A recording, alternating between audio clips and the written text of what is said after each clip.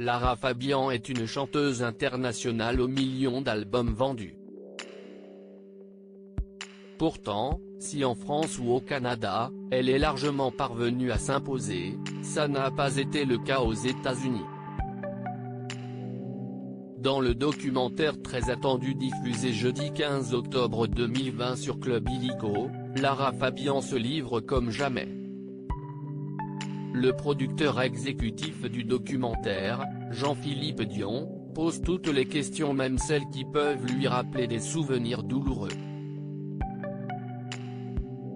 Si est notamment le cas lorsqu'elle avait tenté de conquérir le marché américain, comme le rapporte le Journal de Montréal. Une tentative qui s'était soldée par un échec au début des années 2000. Si le reportage donne plusieurs raisons à cette non-réussite, on comprend qu'en coulisses, le clan Céline Dion, qui était également sous contrat avec Sony Music, n'est pas resté tranquille dans son coin.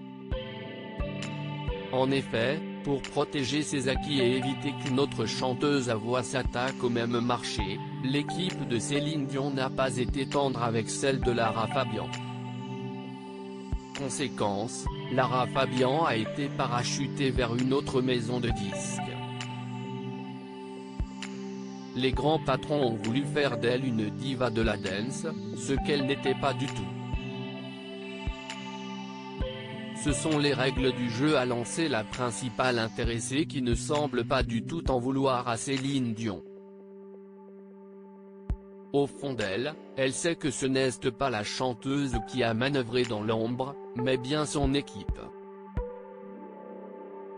Lara Fabian n'a aucune rancœur envers Céline Dion d'ailleurs. Si la chanteuse était parvenue à atteindre son objectif américain, elle aurait peut-être souffert de l'image qu'elle aurait dû renvoyer. Je ne sais pas comment je serais passé à travers ce tordeur. Et croyez-moi, si est tout un tordeur, a-t-elle déclaré. Finalement, elle est heureuse que sa carrière se soit déroulée de cette manière.